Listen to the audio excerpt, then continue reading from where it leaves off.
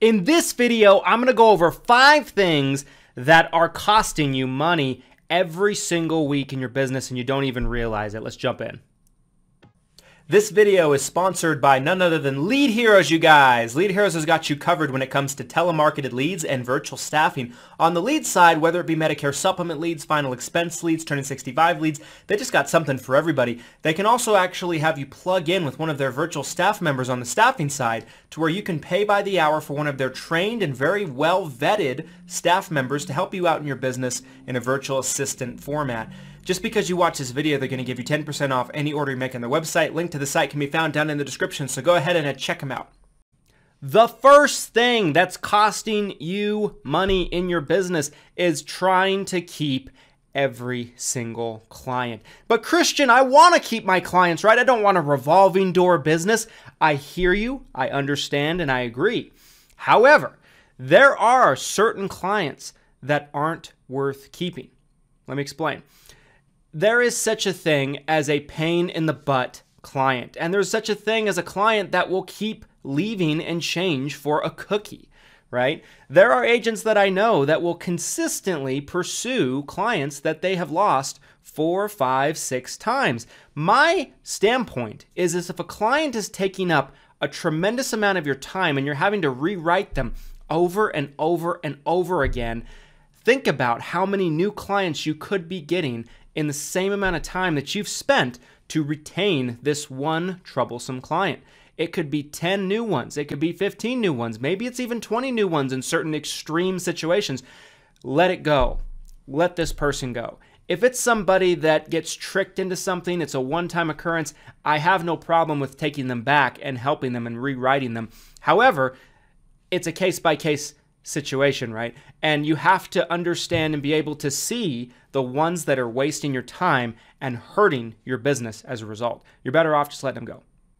Number 2, analyzing every single commission statement down to the penny. Now, this is going to be a bit of a controversial one. I am a big believer that making sure that your commissions are checked and you're being paid properly is important. But there are some people in our industry that spend more time doing this than they do actually selling.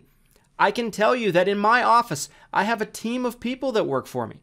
And we probably check the commissions in some situations every month with some carriers, but in other situations, once a quarter. It's not something that we're constantly doing. And when you have thousands of policies, it's impossible to keep your eye on every little deal. And if you want to get to thousands of policies, sometimes you have to take a little bit of your attention off of this analyzing the commission statements and more towards trying to get more clients. I promise you, there's a policy here or there that I probably didn't get paid correctly on over the years. Maybe there's more than a couple. But I can tell you that the reason why my agency has thousands of clients and thousands of customers is because we put the majority of our attention on income producing activities and getting more new clients. Number 3, trying to do everything all at the same time. You ever hear the phrase, jack of all trades, master of none? And then some people like to add to the end, but a jack of all trades is still a master of one, or something like that. I don't remember the exact terminology. False! Jack of all trades means you're not really good at anything. That's what it is. Jack of all trades means that you are mediocre at best at everything that you do. The real money in the insurance game comes from specializing, especially early on, especially if you're a new agent. So make sure that you are laser focused on one line of insurance. Maybe it's final expense. Maybe it's Medicare. Maybe it's ACA. Maybe it's annuities, but whatever it is, give it your full attention and be the best at it that you possibly can be. Most people are trying to be a jack of all trades, so they're going to do a lousy job for clients. When you come in as a specialist, you're going to blow them out of the water.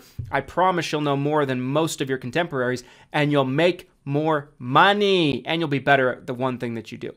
Tip number 4, stop trying to recruit and build teams unless you have infrastructure and our foundation built out already for your business. The reason I say this is because the recruiting game is a racket. When you're recruiting independent insurance agents, one thing that you're going to find is most of them get into the business for the wrong reasons. They want a side hustle. They want to make 500 grand their first year, right? And when they realize a lot of those things aren't really realistic and this is an actual business, this is a real profession, they phase out and they don't want to do the work. They like the idea of being an insurance agent, but they don't like the actual work it takes to be successful to be an insurance agent. The rule of thumb in the insurance space is 1 out of every 10 agents that you bring into the business might be good. And that's if you're lucky.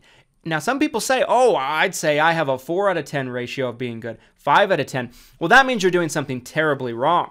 Because anytime I've ever seen a ratio be higher than that, the person that's the leader is actually dragging these agents to success. They're quoting their deals for them. They're helping them on every single appointment. And you're better off, for the people that don't have it, letting them sink. Don't pull them up and force them to swim. Let them sink.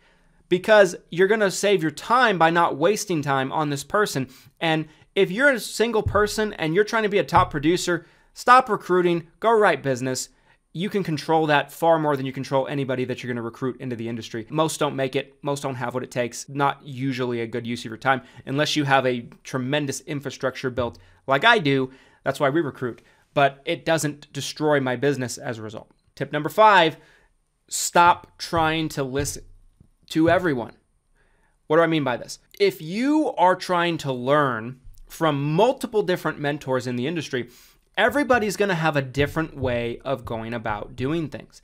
You are better off picking 1 or 2 people and going really, really deep into their teachings, their thought processes, and their philosophies.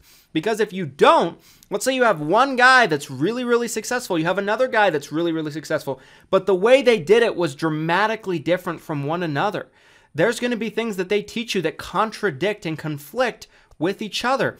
And what will happen to you, the student, the learner? You're going to be confused. You're not going to know exactly who to listen to. You're going to feel conflicted. And what will happen? You'll end up doing neither one of what they tell you to do.